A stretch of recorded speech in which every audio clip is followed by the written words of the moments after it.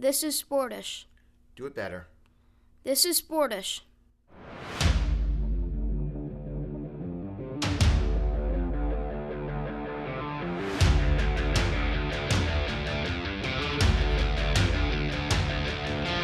This is Sportish.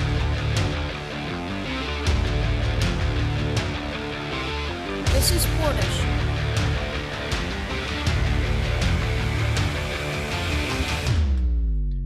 This is Sportish. This is Sportish. It's the program that we started to talk about sports during the global sports shutdown, though it doesn't always work out that way. I'm Geoff Brault. He's Dr. Keith Strudler, Director of the School of Communication and Media at Montclair State University. Our producer is Mike Wallace, and this is our first show of 2021. Happy New Year to everyone out there watching on For the Fans. Maybe you're catching an archive at ftfnext.com. Perhaps it's an audio-only podcast rerun wherever those broadcasts are served. Either way, we're glad to have you along. So, Keith, new year, but is it a new you? I'm a little disappointed at how much 2021 feels a lot like 2020. I imagine this was going to be like upgrading a car. Like when you turn your old car in, Oh, sure. you get your new car. I feel that 2021 has a lot of the same issues, a lot of the same problems. Restaurants still closed, right? It doesn't feel that much better. Still cold out. I expected we'd wake up, it might get warm, it might feel like summer. Still feels the same way. So no, I'm not as bullish on the year so far as much as I thought I would be. But and I spent the New Year's Day watching, of course, the playoff games. That was disappointing as well. So no, it hasn't. But as you know, I'm only happy when I'm miserable. So. Oh, that is one of the truest statements that has ever been made on this program. You know what I'm sad about? And we talked about this earlier. I mean, I start for the viewers, I want to bring all of our legions of fans inside the show as part of our family. Hi, Pete. I was saying hi to our Legion of One. That's one of my New Year's resolutions is to be better to our fans, to extend myself more, to give more of myself to our fans. So be looking forward to that, fans, to getting a little bit more of this action. So every week before the show, I send an invitation to you and our producer, Michael Wallace. And I do it kind of like Ricky Bobby in the Ballad of Ricky Bobby, where he leaves a ticket for his father at every NASCAR event, even though his father never really shows up. Right. Spoiler alert, he shows up at the end and sells the ticket.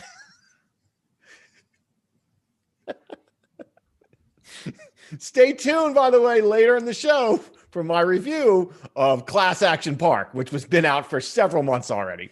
So I send this invitation to you and Michael Wallace. And I know you're going to show up because we have to do the show. Otherwise, I'm just going to be standing here waiting. And I won't start the show until you say this is Sportish. I think you know that about me. I literally will just sit here and stare at the screen until someone says this is Sportish. It's very Pavlovian to me. Every week, I hope longingly that a third window might open up and we might see our good friend Michael Wallace, our producer. Once again, I thought new year, new Michael Wallace. He has let us down again, but I will keep asking. I will keep sending, hoping that one day he might show up. This just hit me, and it's not the case. This is not the case, but I really wish it was. How good of a running joke would it have been for these last 8 months if there was no Mike Wallace? If he just didn't exist, if we made him up. It's kind of a Wizard of Oz kind of figure. And he is one of our alter ego. He's our alter, like a Fight Club situation. Sure. Or if I was on a phone call and I didn't want to give my real name, I'd be like, "Oh, hey, it's Bart Smalls." That was kind of one of my things. Bart Smalls? That's your go-to fake name? When this thing blows up, that's how you're checking into hotels? And you'd be like, yes, Bart Smalls with a room on the high floor, please. It is. And I've done it before, but I always use a fake voice. Wait. For no why reason. have you done it before? It's a long story. I cannot get into why I was on a phone call and I accidentally used the name Bart Smalls. It's a long story. Literally one person on this planet knows about it, and I guarantee she's not watching. But there's one person that has heard me use Bart Smalls. And this, by the way, this is sounding way I am, by the way, the thing that most concerns me is your certainty that the other person that knows this story isn't watching. What did you do with this lady? But the problem is, so I did one phone call. Again, we will never discuss the context, but I did one phone call where I didn't want to use my real name. And I called. First off, I'd be a terrible private investigator. No. So I got sell yourself short. You can do anything you put your mind to. And I was like, all right, I'm going to get on the phone and I'm going to introduce myself as Bart Smalls. Now, if you're using a fake name, there's no real reason to use a fake voice, but I decided to go with the fake voice. And my fake voice is you want to get into character. I get that part. So my fake voice sounds really, so this is my fake voice. Hey, this is Bart Smalls.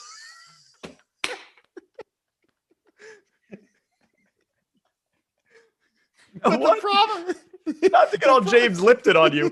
What led you to make that choice? I'm not.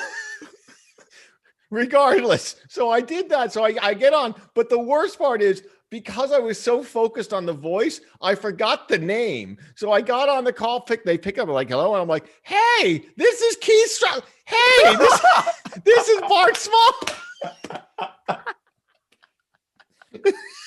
I did a 2-take on this thing.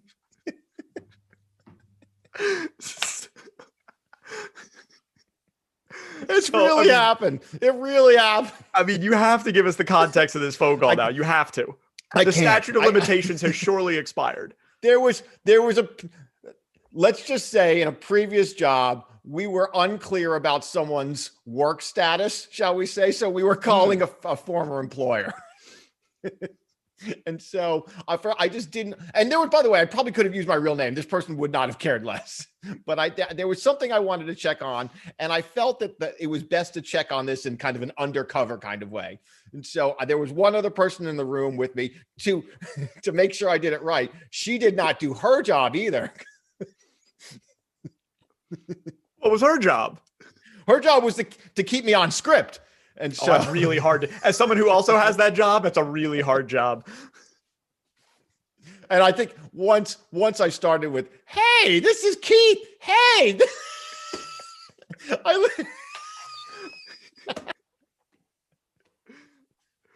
So that's where we are. So that's all right. So as the Ballad of Bart Smalls rolls on, and before we get into 2021 and all the stuff that's gone on over the last week, I want to throw back something happened at the end of 2020.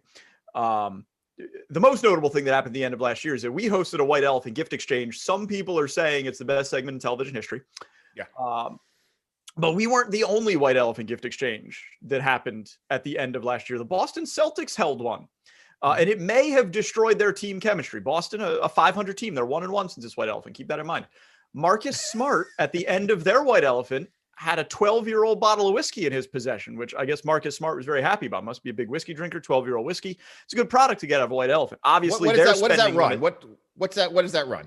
I mean, it depends. But I think you're talking, $100, maybe sure. Somewhere around there. Maybe they had a slightly higher limit than ours. Ours was a $10 limit.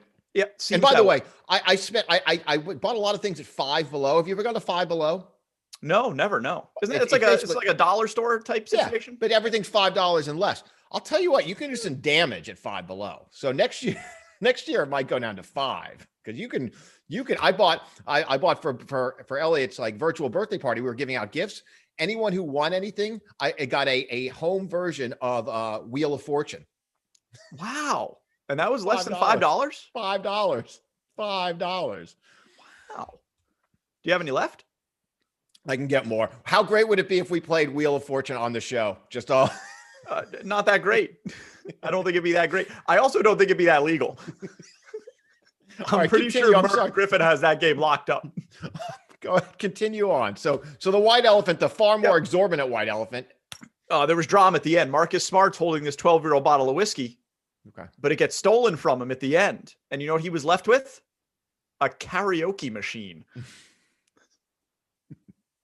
That's very similar, if you think about it, to how our White Elephant ended, where Sportish Guest of the Year in 2020, Jay Friedman, the title back up for grabs this year, future guests, keep that in mind. Sure. He thought he had the Mr. Peanut statue that you can now see over my shoulder. But then he didn't, because at the last minute I took back my own gift to make sure not to mail. There is a difference. There is a difference. I know Mr. Peanut's way better than a bottle of whiskey. No, the difference is it didn't happen because the person who gave the whiskey didn't renege and be like, oh, I want my own whiskey. I know I bought it, but I'm planning on keeping it. So there is a difference.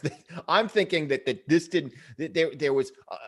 The spirit of the game was at least adhered to in the Boston Celtics. Now, let's also realize, I'm guessing that anyone who was receiving these gifts, was it limited only to the players, or were there like equipment managers? I don't know.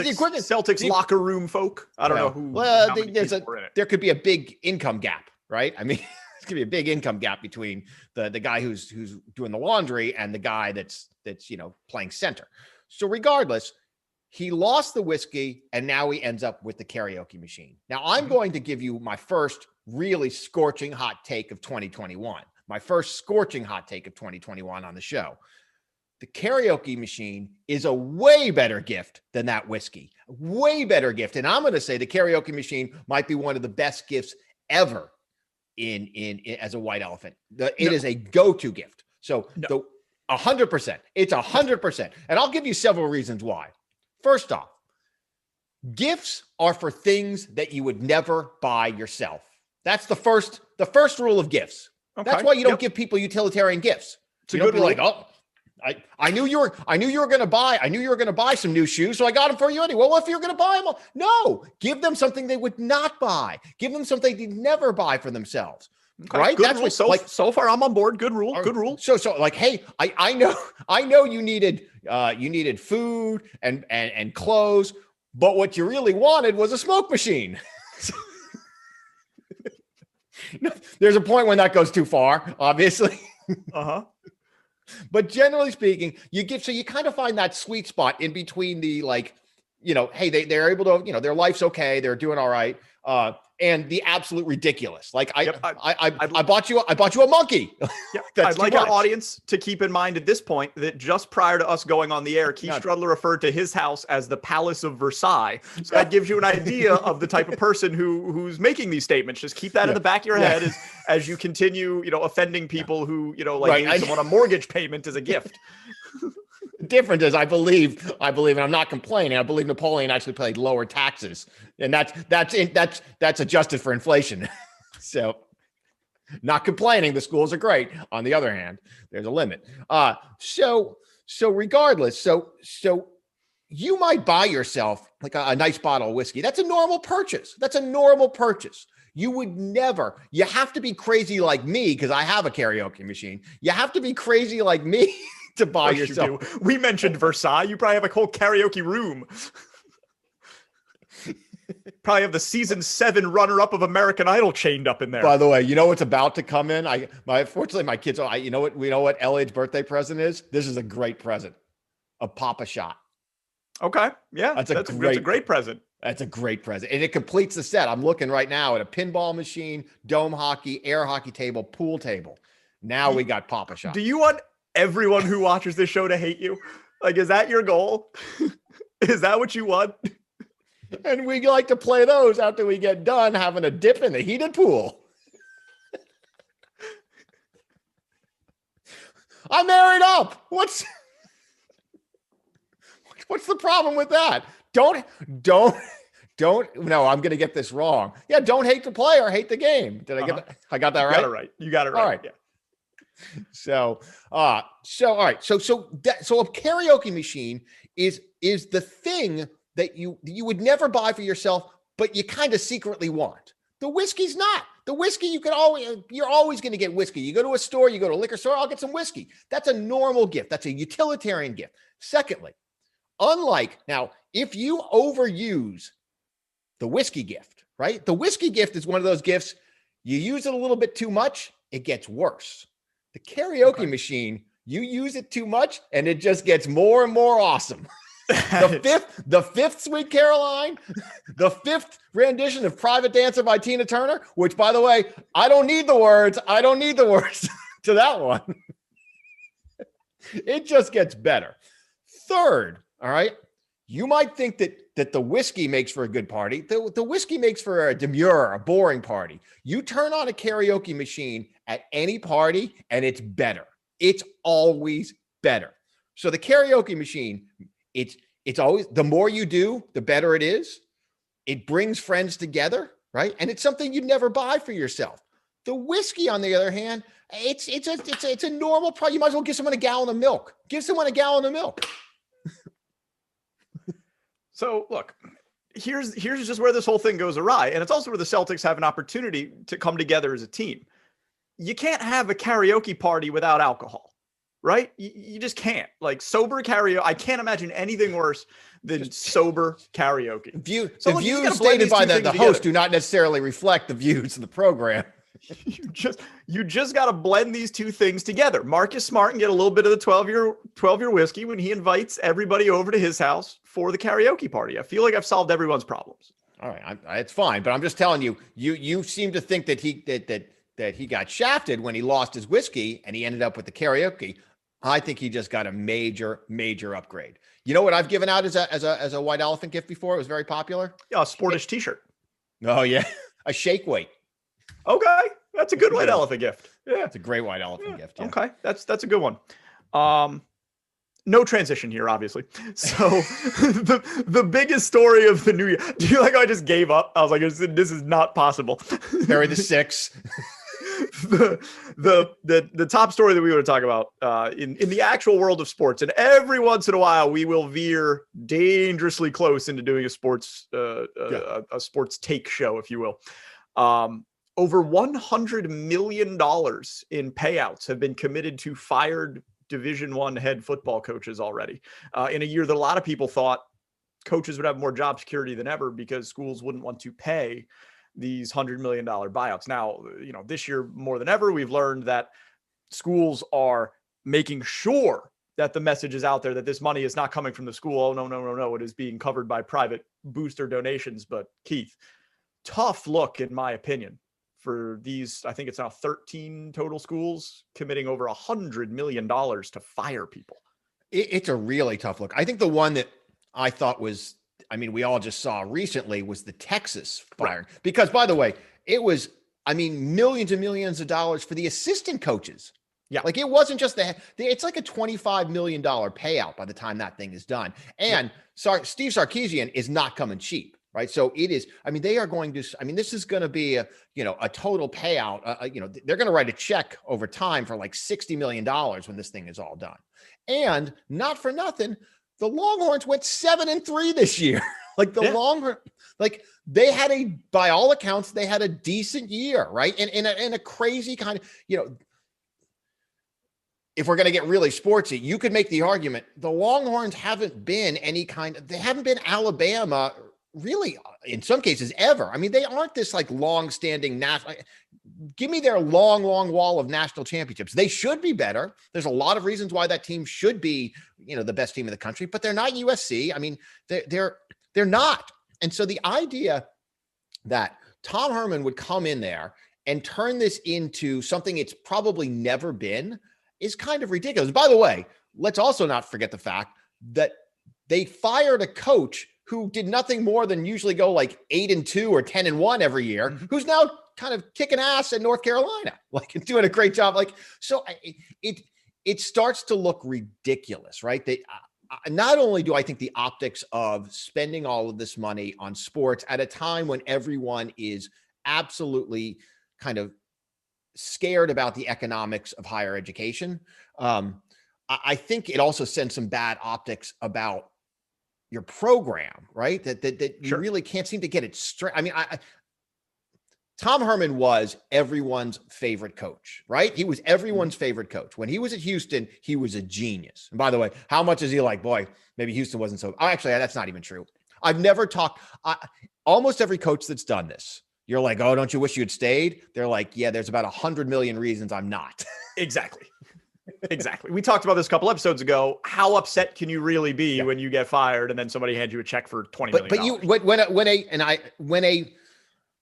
When a major university comes to you, or the pros come to you, and they're like, look, we're going to pay you $8 million a year. You're making $2 million right now, or maybe you're making less than that. Maybe it's a different, you're like a Steve Donahue who's at Cornell, right? And ended up going to BC, right? And BC was a tough Skinner was a much better coach than people ever gave him credit for. He ran a good program. BC's not inherently a place where it's that easy to win a lot of games, particularly in the ACC, and nor was it in the Big East. Steve Donahue was a great coach. He kind of hit the jackpot at Cornell. He could have stayed at Cornell for the rest of his life and been beloved for what he accomplished. And he was a good coach, a good guy. And he went to BC. Things didn't work out there. It was a tough transition. Obviously, ended up at Penn, which is kind of exactly where he belongs, probably, which is the perfect spot for him. But, you could ask Steve Donahue, like, hey, do you regret leaving a really good situation at Cornell and kind of flaming out at Boston College? And in the end of the day, Steve Donahue got paid millions of dollars to take, not only millions, but to take his shot, which is what every coach wants, right? Yep. I want to take, it's Hamilton, right? I'm not going to miss my shot. And so, I got to believe, Tom Herman's like, look, I got a good thing going here at Houston. If I'm lucky, maybe somehow I'll sneak into the bowl games. I got to recruit my ass off, or I can go to Texas. I can roll the dice. I'm going to get paid a ton of money, and I might win the whole thing. I might be the next big thing. I can't imagine there is an ounce of regret in it. And in 3 years, he'll surface. He'll be an assistant, in the NFL for a couple of years, and he'll get hired somewhere else if he wants. The whole point of having success at Houston is to get the job at Texas. Like that's what it's for. It's like when an indie band finally hits it big and signs with a record label. Oh, you sold out. It was so much better back before it got all corporate or whatever. Okay. The whole point is selling out.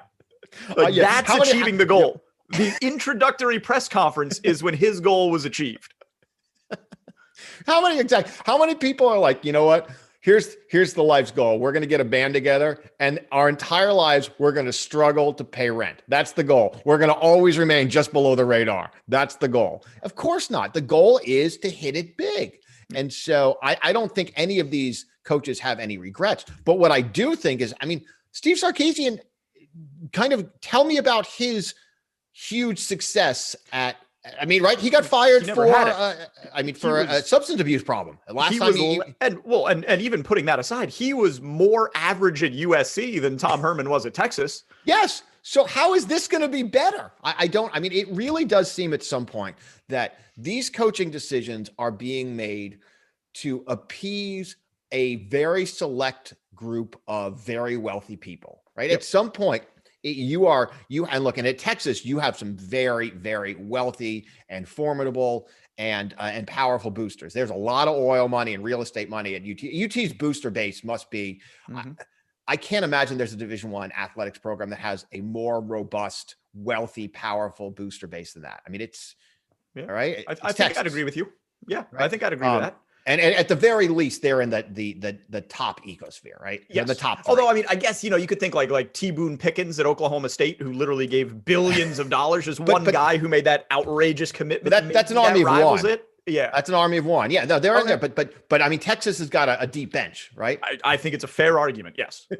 So I think at some point you can't make, they threw all the money to Tom Herman, and they basically said, come here, win us some games.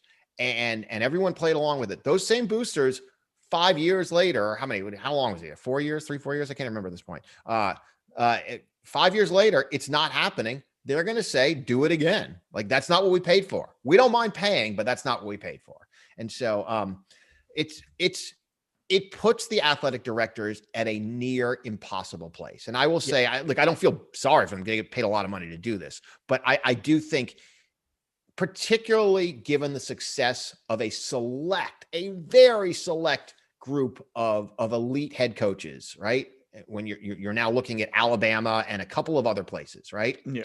With those have almost made it impossible, right? If you don't have a Nick Saban situation in your program, it's almost like you're a failure at this point. And so, that also sets a really bad precedent for places like Florida. Like, Dan Mullen's got to be looking over and be like, all right, I better win next year, right? I got X number of years, because Florida's also got some deep pockets. I don't begrudge the coaches for taking every cent that they can possibly take. And I don't begrudge the boosters. Go ahead and spend your millions however you want to spend your millions. We're not going to sit here and proselytize and tell you how you should spend your money.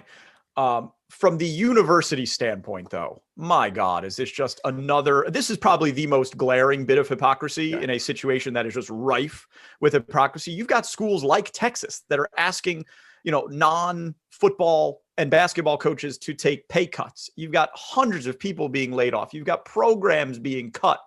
And then $10 million comes into the university, by the way. It's not like the boosters handing Tom Herman a sack of nickels. They give the money to the university. Like it's an earmarked donation. And generally speaking, they have a university, they have an athletic foundation, which is one of the ways they keep this all clean. Yeah. A nonprofit. And by the way, out of the other side of the mouth, they're telling you that there's no money to pay players. If you want this to stop, right? You want this hypocrisy to stop. Two things are going to happen. One, you either do what the Knight Commission says and you create essentially a semi-pro sports league for major college football, or two, pay the players. Because I guarantee if the boosters have a choice, they're going to give this money to a quarterback over a head coach 9.5 times out of 10.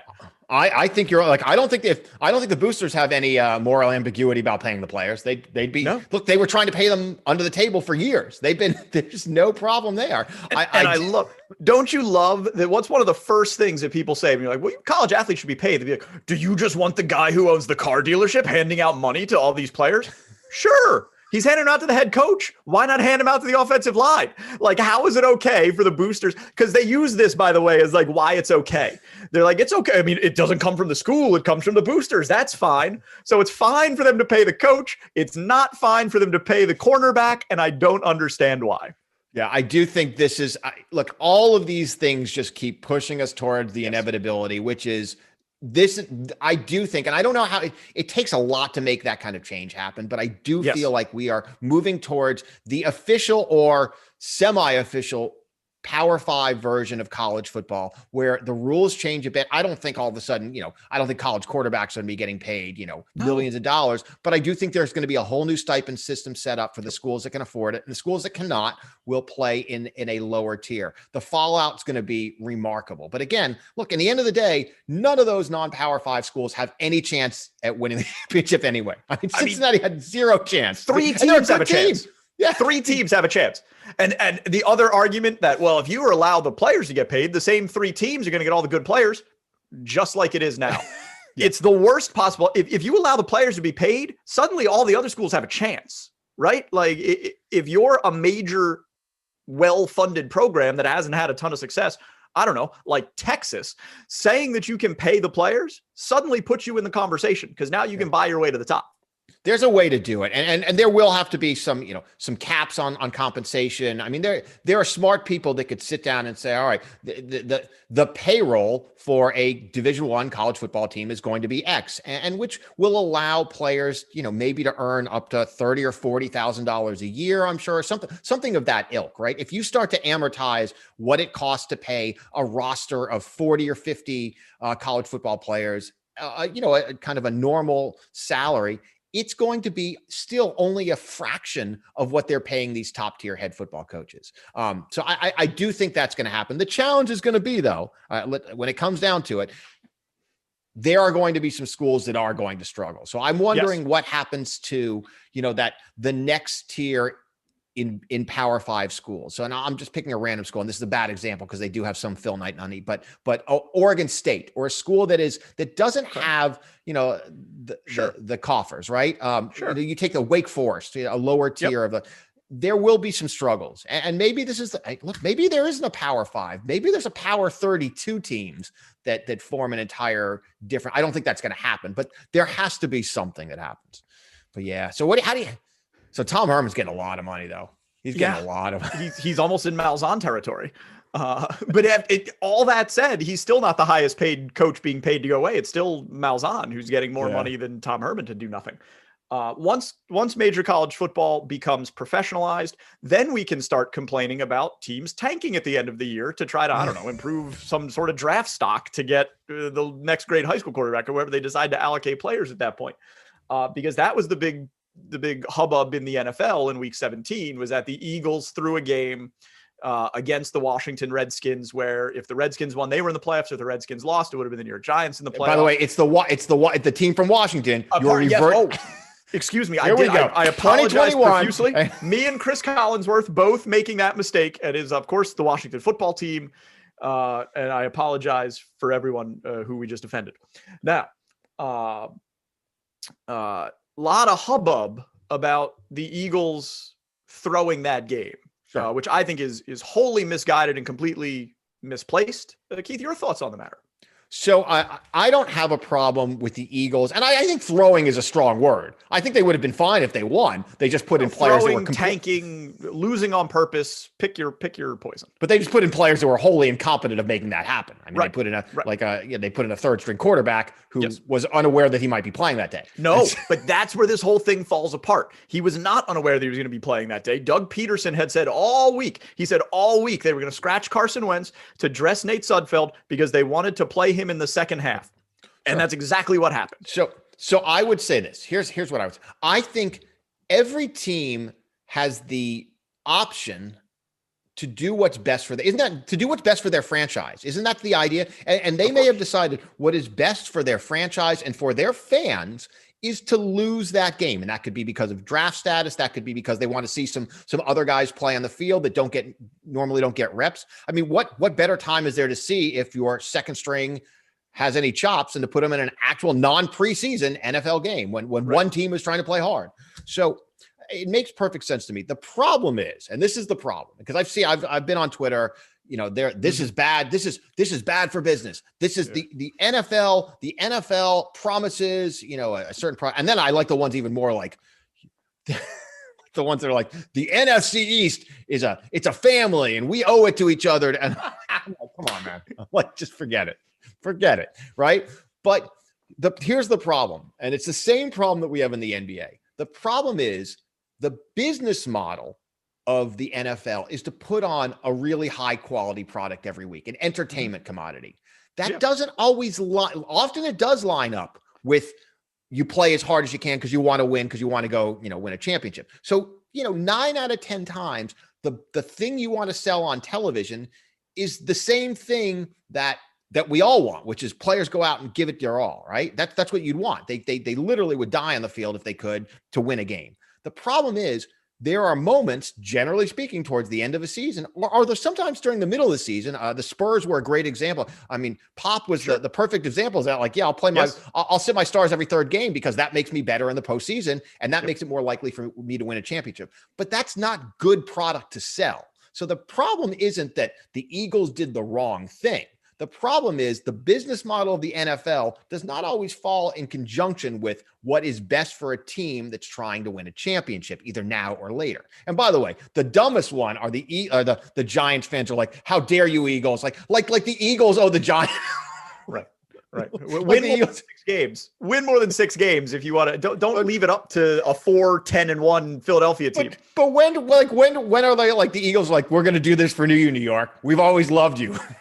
Well, but look, I'm not surprised about this because we just cannot do it as a people. We cannot hold 2 thoughts in our heads at the same time. It is very possible that the Eagles were both at the same time, trying as hard as they could to win the game and getting a look at other players and putting other players in different situations.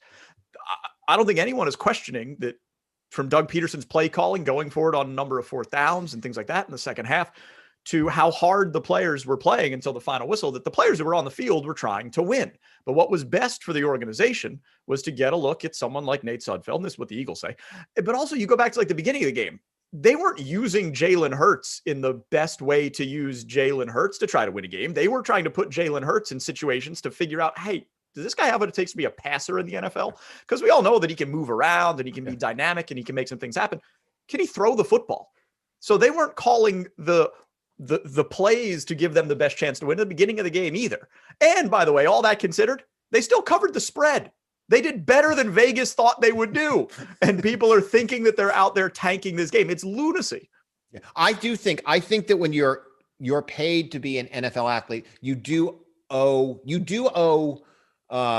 the customer a fair effort. I do believe that. I think that, and I think everybody gave them that. Yeah, but I think you have to understand, just because the entertainment model is you'd like to see them play for the win, that's not best for their. And I will tell you, Eagles fans don't seem to be too disappointed. Like, Eagles fans are like, whatever, better draft pick, better draft pick, and for the Eagles, this was the first preseason game for them for next year. Yeah. And that was what, and this will help them to make some personnel decisions. I do think it's kind of ludicrous. I do also understand if I were a Giants fan, I'd be very disappointed watching the end of that game, but it is. And here's the other thing. Look, every time you go out and you play a football game, you're taking a physical risk, right? Absolutely. I mean, every single play could literally be your last play. It could be the last time you walk.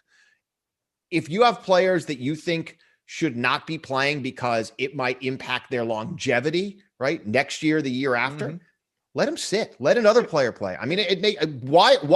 Like, if you're a football player, your goal is to play as few plays. Yeah, your goal is to play as few plays. If I were a college football player, I will tell you, I would play as few games as I could while reasonably contributing. I mean, I love the fact that some of these, some of these players really want to win and they want to play all the time. That's great. They want to play in the bowl games. I got to tell you, if I were an NFL draft prospect, I'm not playing I'm not going to the Liberty Bowl right now. It's not worth my time. You talk about how it's bad for business to have the perception that maybe one team isn't trying their hardest to win. You want to know what's even worse for business? The alternative to prevent this, because there's a way to do it. You want to prevent this from happening? Play every game in week 17 at 1 p.m. And you want to talk about what's bad for business? Give up 2 broadcast windows. Go ahead and give up the 2 broadcast windows and tell me how good that is for the bottom line. That would be wild, though. Everyone playing all at once. Well, that's what they do in Major League Baseball. That's what they do in English, in most soccer leagues overseas in Europe. That's a very common thing to, on the last day of the season, play every game at the same time. It wouldn't matter. The Eagles are still going to tank. The Eagles were still going to. But I mean, yes, it would be more riveting. There was always nothing. They don't still play the Monday night on the final week, do they? No. Season's over. Regular season's over. That used to be horrible. When you watch 2 teams that have no chance of making the playoffs, carting out in the field, like, boy, we really don't want to be here. In other combat sports news from last week, there was a professional boxing match. Ryan Garcia knocked out Luke Campbell. However, Keith, he knocked him out with a body blow. Are we going to talk about the aliens later? I just want to make Yes, we're going to talk about the aliens later. Stay tuned. Ryan Garcia hit Luke Campbell right in the liver. It hit him so hard with a body blow that he was knocked out of this fight. So, Keith Strudler, very important question for you to start off 2021. You have to get knocked out in a professional boxing match. Blow to the head or blow to the body? It's one shot. Is it one shot? One shot. Now, you're going to get knocked out. So it's one shot. Well, look, as we know, to remind the viewers, what would happen if you were forced to walk into a professional boxing ring as a competitor when the bell rang? What would happen to you? So people ask, it's not what would happen to me. People go, what would you do? Because they're like, oh, you know what I would do is I'd put my dukes up and I'd go and give it the old college try. No. What I would do is the bell would ring. I would evacuate my bowels from fear and I would go straight down. That is what I would do. That guy would never lay a glove on me. It would be right to the canvas as soon as that bell, the tuning fork wouldn't have even stopped reverberating by the time I am on the canvas. And people would be like, oh, he's tanking. Nope. That is actually a physiological reason. He has passed out. His body has quit on him. You being you would convince yourself that you would have a chance using your cunning and guile. So I'm going to beat him with my brain. So you get knocked out by a blow to the head or a shot to the liver. What are you taking? Do you have one liver? We have one liver. We have 2 kidneys. You got 2 kidneys, 1 liver. You only need 1 kidney. You do need the 1 liver. It's a very important organ. But also 1 brain, also important. So here's the thing. I mean, the easy answer, what most people would say is, I want the blow to the body because, right? I think that's I'm going to zag where people say, I think you're right about this. I don't think it's going to take much to knock me out by hitting me in the face. I think like the wind that's coming from the glove is going to be enough to basically do me in. He's going to hit me in the face. I'm going to see stars and I'm gonzo, right? It's that way. Like I fall down and basically nearly pass out when someone in my household accidentally like turns around and slaps me in the face. Although, does that happen a lot in your household? Because I got to tell you, if it happens more than once, you got to wonder if it's an accident. that the back of the hand? Are you wearing a ring? Are you holding a pencil or something? So I don't, it wouldn't, my thought though, you know how hard they're going to have to hit you in the body to make that go down in one? Like, I'm thinking if they hit you in the body, that's so bad that you're out. Cause you're not getting, like you're getting, like you can get a concussion. I mean, you can kind of get knocked out. Like you can see stars and you're kind of out. When someone hits you in the body so hard that you're done, it is just physical trauma. You're not getting knocked out. You're just getting your rib cage collapsed on the rest of your organs. And I'm actually thinking the rehab for that. I mean, you may never leave. I mean, I've watched Creed. I've seen how this plays out. You might be peeing blood until the next millennium. Like the coronavirus, the least of your problems, right? So they can just pour the vaccine on your body. There's gonna be enough open wounds. So I think you got it right? Because the shot to the head, that's turning off the light switch, right? It's just going dark. It's going dark really quickly. The shot to the body is like holding the candle until it burns your hand. It is a slow, long, agonizing trip to the 10 count. And you're not out. Like you won't remember the blow to the head. You wake up, you'll wake up in the hospital. It's almost pleasant. Like you are going to remember every last second. Just moving you is going to be hard. Oh yeah. A body blow. I mean, it wouldn't be hard though. I mean, it wouldn't be hard. I mean, that's how Rocky got Apollo Creed. Really, everything I know about boxing is from the Rocky movies. All right, now it's time. Time to talk about the aliens. Because if 2020 wasn't weird enough, in 2021, there is a Harvard professor who believes that aliens may be revisiting us. There is a professor at Harvard, his name is Avi Loeb, who said that aliens have visited Earth in 2017. In 2017, aliens have come to Earth, Keith, and we have kept this under wraps until now. I don't know who they is, but these people found a space object that they've dubbed, you ready for this? Oumuamua, which is the Hawaiian word for scout, because the thing was seen in an observatory in Hawaii. Astronomers say that Oumuamua was not bound by the sun's gravitational pull as it was hurtling through space. So that's why they think it couldn't just be like a piece of space debris. Yeah. It was kind of moving independent of the forces of the universe. And they also say that it's unusually long and unusually bright, like nothing they have ever seen before. Again, this is a Harvard professor. That's right. Saying that aliens have made contact. So, I mean, look, I read the story like everyone else. And I would, your initial reaction is, oh, wow, this is unbelievable. Of course, this is a Harvard professor. This is not, with all due respect, this is not your local community college, not some guy trying to make a mark, right? This is the big leagues. This is the big show. And he has said in 2017, we've had aliens visit us. Yeah. First of all, that he expects them to be returning to be coming back. Yeah, well, of course. Well, now they're coming for the bodies. Now they're coming for whatever they checked it out. Whatever they're coming for, you just have to hope it's something we don't want. You have to hope it's something like, oh, you want our ripped underwear? Like we were going to give these clothes to Goodwill. Like that's we weren't going to wear these. Give us your soiled fabrics. And then because it's a negotiation, you have to act like you really want those things. Those used coffee beans are very important in our culture. Now, Keith, important question. When the aliens come to make contact, and for whatever reason, they decide that they want to speak to you because they saw you streaming on For the Fans or at FTX. Well, I assume right? This is very popular. Just we said cruise ships and spaceships in the outer galaxy, of course. Yeah. They decide they want to speak to you. However, the only part of this program they watched was the first 5 minutes of this episode where you referred to yourself as Bart Smalls. So how does Bart Smalls make contact with the extraterrestrials? Could you imagine like the spaceship lands, right? And it's like every movie and the president or the general is dead because it's always in America. They always seem to land in America. Of course. So and they're standing the general and the thing comes down and the alien comes out. We would like to talk to Bart Smalls. So how would I?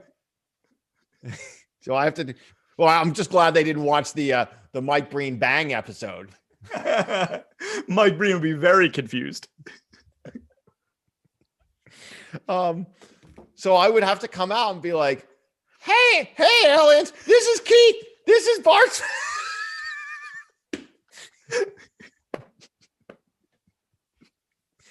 But by the way, do you think they came back, they were in 2017, they come back now, they're like, why is everyone inside all of the time? And what are these things on their faces? Ben, why don't they wear them in America? I think they'd be very disappointed. They probably were literally like, we came in 2017 and we said when we came back, we were going to eat at Gramercy Tavern. And now it's all takeout. Do you think we have crumbled? We have fallen so far as a society that if aliens made landing today after having scouted us in 2017, that they would decide to turn back? I think they'd be vastly disappointed. They were like, we expected the NCAA basketball tournament. Now we hear it might only be 16 teams. It's all in Indianapolis. We wanted to go to San Diego or New Orleans or Miami. You're going to put us in Indianapolis? The whole tournament? Will there even be one shining moment at the end? It's so short. 25% capacity? We have a huge ship. I mean, here's the thing, and I don't want to get too deep here. Let's go ahead and lay this out. Do you believe that there is life form elsewhere? I do. Yeah, I do. I think it's naive to think that we're the only form of life in the infinite vastness of the universe. I unfortunately agree with you. This is one place where Sportish is aligned. By the way, so if you're watching, because we know you're watching, just remember alien people who are coming clearly to destroy the earth, because that's the way it's always happened. Outside of ET, have we ever seen a friendly encounter, right? ET seems to be the only one. And that was accidental at best, right? And so if you're coming and remember, we acknowledged you early on. I don't say we were on your side. We'd like to hedge our bets a little bit, but we have been bowing down to the alien warlords for our entire lives. We believe you. We welcome our new alien overlords. And we also, by the way, could you get us on maybe an earlier time slot, maybe 2-3 nights a week? This is why we've hitched our wagon to your star. Keep that in mind. As we wait for our new alien bosses to come down, we want to thank those of you that are our peers, our humanoid viewers that are with us right now for this episode, because that's all the time we got on Sportish. So thanks for hanging out with us. Mike Wallace is our producer. He's Dr. Keith Strudler. My name is Geoff Brault. We'll see you on For the Fans next week. Thanks for listening to Sportish. See you next time.